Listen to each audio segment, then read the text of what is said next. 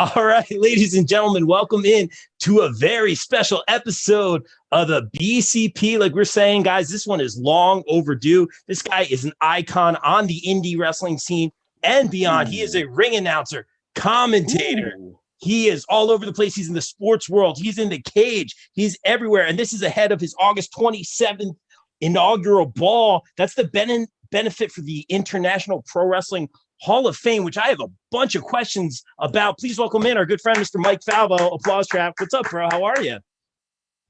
I'll tell you what, I've been called a lot of things in my day, but that's the first time anyone's ever called me an icon. I like that. Okay, good. Yeah, you made a sound when I said that. I'm like, I hope that's a good thing. No, it's a very good thing. Okay, I mean, good. I've been called quite a few 4-letter words in my day, but icon is definitely a new one. I appreciate that. I love it. Man. Thank you for making the time. Like I said, this is long overdue, man. So many questions to ask you, but I want to get right into this, man. This International Pro Wrestling Hall of Fame, because, I know like right now we're seeing a lot of those things on like AMC where like WWE is like looking for artifacts. And we always have that conversation. Is there going to be, a WWE Hall of Fame that people can visit? Is this just an overall like wrestling, indie wrestling, the history of professional wrestling museum? Like, what are you guys going for here? I'm very intrigued. It's the history of pro wrestling as a whole, not just, WWE, AEW, or WCW. We're talking all of it. I mean, that's where the term international comes in. We're going to look at wrestlers from all over the world. If you look at who we have going in to our inaugural class, the inaugural class of 24 folks, we have Antonio Inoki, Tiger Mask, Ricky Dozan, who, I mean, granted, he passed away a number of years ago. I mean, he's a Korean by birth, but Japanese by nationality. And we encompass all of pro wrestling from all over the world. And, hopefully soon we hope to have a brick and mortar building to house all of it, really. That's awesome, man. Yeah, I'm excited for you. And just going down the list here, I see Mark Henry's on the card. So basically, there's a show coming up to what is it, like a fundraiser? Is this just kind of like, how does this work? Are you guys opening a building? Like what? How does this work? Where is this Hall of Fame? Because I don't think I've really got my finger on it just yet. No, that's fine. We are working on a brick and mortar building that will be a physical Hall of Fame. We were about that close, and then the pandemic happened, and everything came to a screeching halt, basically. So what's going to happen is we're in the process of looking for a building right now. The induction weekend that is going to take place next month was supposed to happen last year. But again, pandemic happened, everything was put on hold, so we moved it to this year. But this year is going to be bigger and better than it was supposed to be last year. Sports, you're doing wrestling, you're doing commentary, ring announcing. First and foremost, what do you like? Because I'm getting my feet wet in those avenues, and I'm just a drummer, man. I like playing the drums. But what do you like doing better between the wrestling world or like the professional sports, like PA announcing? Like which of those worlds, which of those do you like better? I love doing all of it. I love the environment, just the live event environment, regardless of what the event is. But I mean, really, in professional wrestling, where else can you walk in a locker room and walk next to a 6'5" lizard? Then you have a bunch of dudes over in the corner wearing masks, another dude, with flames on his tights or whatever. And it's perfectly normal. It's a perfectly normal scenario. Whereas with professional sports, don't get me wrong, I love it, but it seems, it's much more structured, because there's certain times you have to do things in certain ways you have to do things. But with professional wrestling, a lot of it is very much relaxed. It's such a relaxed environment and everybody just loves everybody else, for the most part. But like I said, what other industry can you walk next to a 6'5" lizard and be like, all right. Yeah. No, I got you, man. I popped when you said that because it's like it is a circus, man, but it's so much fun. You meet so many interesting people, man. And I want to ask you kind of your philosophy, man, for the wrestling stuff. Well, let me ask you this first, man. Just on the wrestling side of things, what do you like doing best? I know you did a little bit of commentary. Correct me if I'm wrong. Obviously, the ring announcing's your big thing. Like, what do you love like I've been able to play people to the rings on the drums. I've been doing commentary. I've been doing like the camera switching with the production, which I really, really enjoy. I love doing all of it, man. But everything's different. Like, what is your favorite thing to do in the wrestling side of things? My favorite thing to do, believe it or not, is backstage. Don't get me wrong. I love being in the ring and I love ring announcing and I love, seeing the reactions of the wrestlers as they're coming down. But the one thing that I love is being backstage because you get to see how everything works. That's the kind of person that I am. That's the kind of person I've always been. Like I was the kid, when you watched movies, I always watched the special features to see how the movie was made first. And then I would go back and watch the movie. Oh, you do that like first. I've always, Oh yeah. Oh yeah. Like I want to see how they do a certain scene and I want to see how they do this. But when you're backstage, you get to see how everything works. You get to see a side of the business that a number of people don't get to see. Like the one thing that I love to do is I love working gorilla position for any company, wherever it is that I am. I always volunteer to do that because I think that's the best place for you to learn how the show is structured. Because you have to make sure time cues are hit. You have to make sure music is hit on time. You have to make sure this person is where they're supposed to be. That person. It's all a part of the structure of the show, and that's what I love about it is being a part of that. And then of course, like you said, I love being in the ring and announcing. I love being behind the microphone. But if I had to pick a place, it would be backstage, making sure the show is run smoothly. Yeah, dude, that's really interesting. Yeah, I've never been in that particular spot, man, but that sounds like a really fun place to be. And I think that's why we all love wrestling. It's just that pageantry, the theatrics, the production, man. It really is a circus. You meet interesting people, man. And speaking of which, like I find that now that I'm like behind the curtain a little bit more, that Rob Williams is this self-deprecating baby face trying to be funny commentator. And I have some fun interactions with like the wrestlers here, especially Vicky and who picks on me all the time, but which I'm used to, but it's really fun. Do you find that, that Mike has become almost like a persona of yourself a little bit? Like you mentioned 6'5" lizards and stuff. Like obviously there's all these personas, man. Do you feel that you're a persona in a way? Cause I'm starting to feel that way a little bit. Not really. I'm just myself. I mean, really, what you see is what you get. I don't. When I go to a show, I try not to push, a persona of myself because, I try to be as genuine as possible. I'm a professional. That's what I do. And I firmly believe that if you're in a position like a ring announcer or a commentator, be as professional as possible. And I have my own philosophy on that. And other ring announcers have their own philosophy on that as well. And whatever works for them, works for them. And, I take my philosophy and my train of thought and I just push it to the forefront. And that's how I present myself. So really, when it comes to me, what you see is what you get. Yeah, man. And take it or leave it. It's interesting because like I always think, man, like I've never done ring announcing, but you are the glue that holds the show. I mean, like, yes, everyone is important and has their stuff, like the cameras and like you said, the music cues and all that. Like everyone doesn't get enough credit for that stuff. It's a lot of work, man. And there really is with that kind of stuff. Like there's no room for ego because you're on the headset, you're talking to each other, like one hand moves the other, man. Like, and it's a team effort. It's really cool. But I feel that the ring announcer is the glue because you're the first one out of the curtain. You say, we're going to get this started. This match scheduled for one fall. You keep things moving, intermission, end the show, close the show, whatever it is, announcements. Do you kind of feel like that way as well? Like that's, to me, I'm not saying it's the most important part, but you really are the glue of the show. Oh, no, it's not the most important part. Every person from ring crew on up to the main eventer, they are a main part of everything that goes into playing, everything that goes into a show. But when you look at a ring announcer, I think about it like an engine. Okay. The ring announcer is what drives the show. You have to keep the energy of the show. You have to keep it moving at a specific pace. There's a lot of nuances to being a ring announcer. A lot of people think you just get in the ring and you hold up a card and you read names and weights off a card.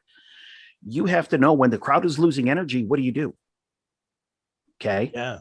When the crowd is gaining energy, what do you do? There are a lot of things that you have to keep in mind. Like I tell ring announcers, your main source of energy is the crowd. Yeah. Because if you're in there and you're trying to keep the pace of the show moving, and the crowd is just sitting on their hands and you're standing up there silent, what happens? Yeah. Yeah. Do you know what I mean? And it's Yeah. just a matter of being able to take what energy you have and harness what's going on in the room and use it to your advantage. That's why you look at, you take guys like Larry Legend. That's why he's so damn good at what he does. Yeah. He's a showman. He's great at what he does. He puts on a show for the crowd. And there's other people all up and down the list that do that. Shane being one of them. Shane is fantastic at what he does. I'm one of Shane's biggest fans. And it's really just a matter of knowing what skills to use and when to use it. It's not just reading names off of a card that a lot of people think it is. Yeah, no, there's a lot to it. I give you guys so much respect. And I want to say this, man, like obviously say you like, hey, I'm me. Hey, I'm professional. And I think that's a great way to be. But let's be real. Have you ever had some like fun experiences or interactions or someone chases you out of the ring or something like that? Because to me, that's my favorite. I love the little nuances like that, man. Have you ever had any memorable like interactions or anything like that you like? Oh, I've been punched in the ring a few times. I've been really? clotheslined. I've been let's see, feather boas thrown on me all the time. I've been wet willied in the ring a few times. Oh yeah, just another day at the office. Yeah, another day at the office. And that's what I love about pro wrestling. Those things happen, but it's normal. Yeah. You almost expect it to happen. Like if I'm sitting there trying to call a football game, I'm not going to expect a wide receiver to come up and, give me a wet willy or whatever. But, certain people in a wrestling locker room, I just look at them. They look at me, get a smirk on their face, and I'm like, got it. Okay. That dude, you hitting it right on the head here. And I got to ask you this one, man. Has there been anyone that you got to announce to the ring, like that was like a real honor for you, like any big names or just anyone that you're close with, or any like announcement that really meant like a lot to you? I mean, I've announced a lot of legends. Like I've announced Billy Gunn, Jake the Snake Roberts, Shane Douglas, folks like that. But the ones that I absolutely love are kids making their debut. Really? I love that answer. Kids making their debut, not just with the company, but just ever. It's their first match ever. We've all seen them backstage. They're nervous. They're afraid they're going to screw up. And as a matter of fact, I remember once upon a time, it was a couple of years ago, a kid making his debut, and you could see it in his face. He was just scared to death. Looked great, brand new gear. He looked good, but you could just see it in his face, scared to death. And I just walked up to him. I was like, hey, listen, it's going to be all right, kid. Just go out there and do what you do. You'll be fine. Trust me. He came, and he came through the curtain, and I gave him the best possible introduction that I could give him.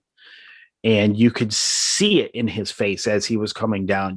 I gave him a big arena type announcement, and just his eyes lit up, and you could almost see the stress just lift away, and he turned it on just like that and put on a hell of a match.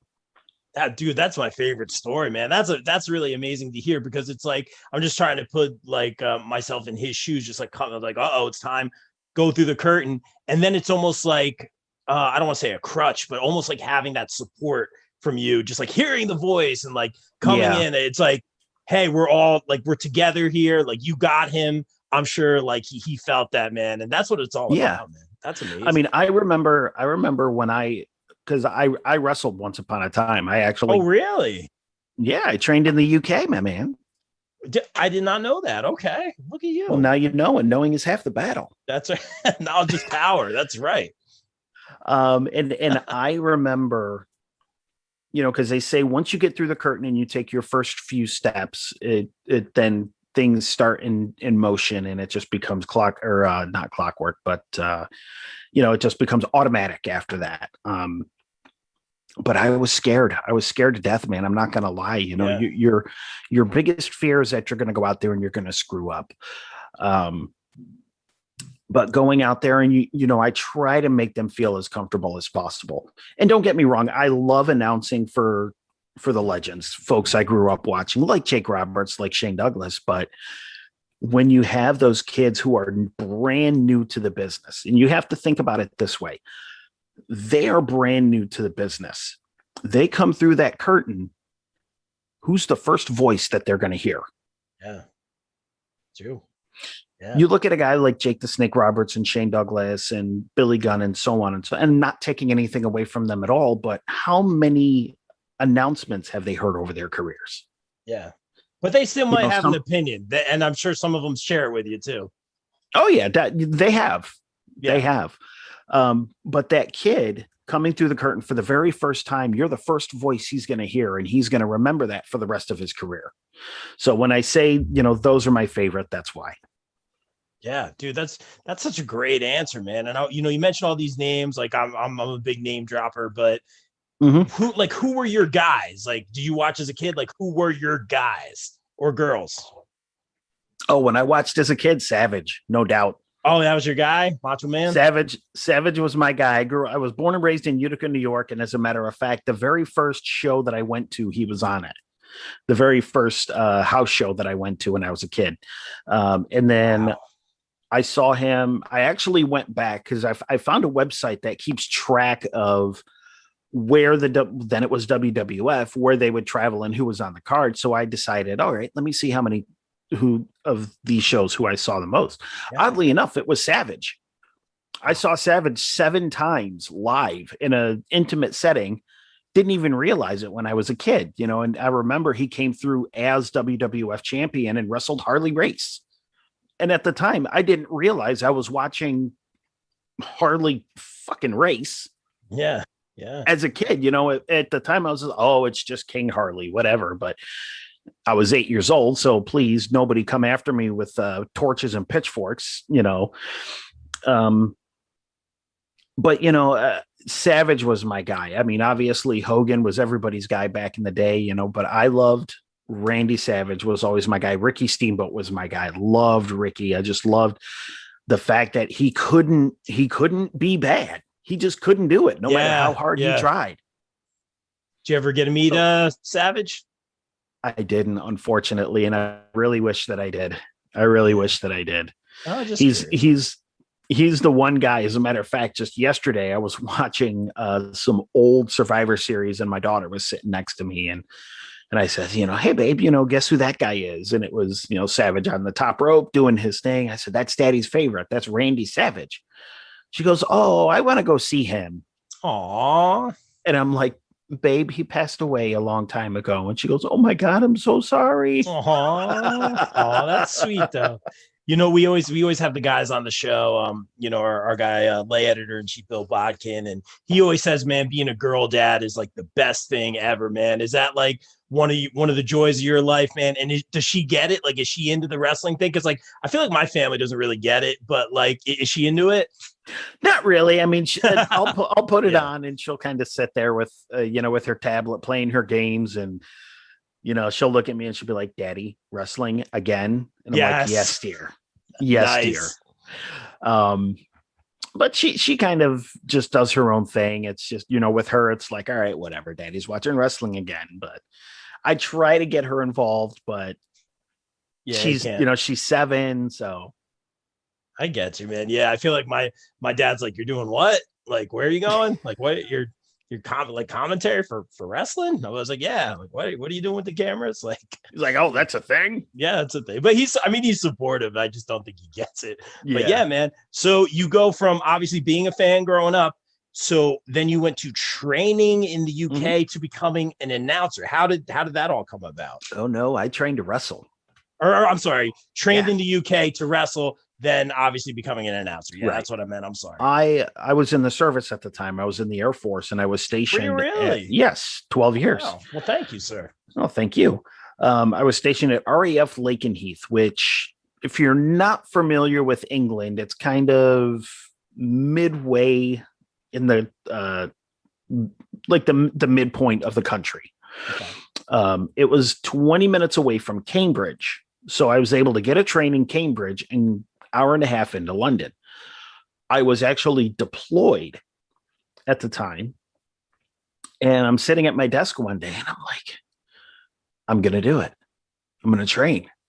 all right, let's do this. So I got online and I started looking for these different schools, and I found one that was a decent distance away that worked with my schedule. They trained on Sundays, so I was able to catch a train down and catch a train back same day. So that's where I went to train. I trained in Enfield, North London. Wow. Good for you, Yep. man. So I'm trained in British style wrestling, more technical kind of style wrestling. Like if you ever see somebody like Steven Regal or even Dynamite Kid, you look at a guy like Steven Regal and the Dynamite Kid, that's a good representation of the British style wrestling, much more technical. You hear the term British rounds. They used to wrestle in rounds, 3 rounds and best 2 out of 3 falls. So yeah, I was never a fan of the rounds when they would do it in wrestling, like trying to make it more like the cage fights and stuff like that. Yeah. I personally was never a fan of that when it went to wrestling, man. But okay, so you're training, you're doing all that stuff. Was it like one of those things where it's like, I'd rather do like the production stuff or behind the scenes and the announcing, or was it not for you? Was it an injury? What happened? No, I was all in as far as wrestling and training. And, I was working on my persona. I was working on everything. Then I got orders out of England. Okay. That makes it tricky. Yeah. The Air Force kind of said, let's put a hold on that for a little while and send you over here to do this. But it all worked out because the orders were for me to go to military broadcasting school. Oh, I was a broadcaster in the military. I'm a news producer by trade. So I started my broadcast career in the Air Force, traveled all over the world. I traveled around the world. I mean, I went from England to Portugal to Texas to South Korea for the second time, and then from South Korea to Japan. So I made my way all around the world. Unfortunately, a lot of the places that I went, there weren't pro wrestling schools weren't around. There weren't that many companies for me to work with. So I kind of put my career on hold. And then when I got out of the Air Force, came back to New York, I decided, you know what, I want to get back into the business, but my schedule didn't really allow me to train as much as I wanted. So I figured, you know what, I'm a broadcaster, I'm a producer, I'm an announcer. Let's do that. So that's what I'm doing now. It worked out, man. I'm curious, when you said you were working on the persona and stuff for the wrestling character, what was the persona? Can you tell us? I was the only American in the company. That was, well, I take that back. I was the only American on the regular roster. They had guys from the US come through all the time, but I was like the only American that was like there. So I was the arrogant New Yorker. Okay. That was my gimmick. And I actually have my first promo photos somewhere. I have to find them. If I find them, I will send them to you. Please do. Oh God, they're terrible. They're awful. I want to see this. You get to see a 20, how old was I? 24, 25-year-old me. And it was just, oh God, it was terrible. What did the New Yorker entail? Well, I was England's perception of an annoying New Yorker. So I was loud, annoying, it was always like, hey, I'm walking over here, that the whole my cousin Vinny thing, that's what they perceived as a New Yorker. And it was funny because they would say, oh, you're from New York? What part of the city are you from? And I'm like, no, I'm from, upstate. Further upstate. And instead of just explaining it to them, I'm like, yeah, all right, Brooklyn, whatever. Yeah, there you go. Yeah, there. Let's go Nets. But dude, thank you so much for making a few minutes of your time, man. I did want to ask you this one. What's the goal moving forward as far as the wrestling business, man? Because obviously you're killing it everywhere. Is it to move on to maybe a national televised promotion, or is it just kind of, work the indies, kind of keep doing what you're doing because you're all over the place, or, say, you get that call from Tony or Vince or whatever it is, man, we need somebody, man. Would that be a goal moving forward?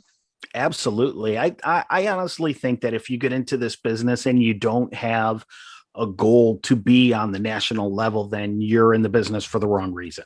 Ultimately, I think that's one of your goals. I mean, obviously, anybody that gets into this business, one of the main things that we want to do is put smiles on faces, make people go home happy, make sure they got make sure they feel like they got their money's worth. And I do the same thing when I get in the ring, put a microphone in my hand, I make sure they got their money's worth, whether it's wrestling, mixed martial arts, basketball, football, whatever. But if Tony or Vince calls me up, I'm not going to say no. I'm not going to say no. Ultimately, my goal as an announcer, and this is going to sound so cheesy and cliched, but I really don't care. Main event WrestleMania. Full stop. Love it, man. I love it. That's a fantastic answer. Hey, Mike, dude, thank you for making a few minutes of your time, man. It was great getting to know you a little bit better. Tiff says hi. She says she's got streamers for you. So that's awesome. Shout out to the Queen of the Indies. But tell everyone where they can follow you, man. We were all about that shameless promo here. Tell us about if you got any merch, 8x10, social media, all that good stuff. I have no merch. I would buy an 8x10. That's almost on the wall. That's almost a sin in independent wrestling. Then the funny thing is, I have never had merch. No, never. No, but I think I might change that though. I think you should. I definitely think you should. You can find me across all social media at Mike A. Falvo. Pretty simple, pretty easy. I have quite a few shows coming up this Saturday, or not this Saturday, but next Saturday, the 24th, I will be at a test event for the USA Boxing of the Adirondack Association, USA Boxing, Amateur Boxing. What we're doing a test event. We're going to be testing out new health and safety protocols that the young boxers are going to have to go through when we start holding bouts. And I'll be doing that with them going forward. So I'm their official ring announcer. Yay. July 31st, I'll be at Immortal Championship Wrestling in Rome, New York. That's going to be our first post-pandemic show. It's going to be fucking awesome. I can't wait to be there. I love the Immortal crowd. I cannot wait to be there. I have quite a few other shows that I'm in the works with. I'm not going to announce them just yet because we're still kind of talking about it. Also, don't forget, the International Pro Wrestling Hall of Fame induction weekend is taking place here in Albany, August 27th through the 29th. We still have plenty of tickets available for the show, for the Bill Apter one-man show, but also we have VIP packages available, which include tickets to all of those events. And then going into September, I'll be doing college football again here in the local area. This December, I am going to be at the Times Union Center. I am the voice of the Albany Firewolves of the National Lacrosse League. So for all you folks down Long Island way, you've heard of the New York Riptide, same league. They're our rivals. It's going to be awesome. Oh. Yeah, it's going to be so much. It's going to be just awesome and so much fun. I can't wait. He's everywhere. Hashtag announcer goals, man. Thank you so much, Mike, for making a few minutes of your time, man. Stay safe out there. Things are opening up. Enjoy yourself. And, man, just continued success to you moving forward, man. Thank you. Absolutely. And first of all, congratulations on all your success, man. I love seeing all the posts. I love seeing the videos. I love seeing everything that you're doing. Keep it up, dude. You're on a rocket to the moon, man. Don't slow down. That's all I got to say. Thank you, man. I'm very grateful for that. But hopefully one day I get to work with Mr. Mike Falvo. That's the goal. Yeah. Love it, man. All right, guys. And like we always say here on the BCP, everyone stay safe, stay positive, take care of each other. We're out. Peace.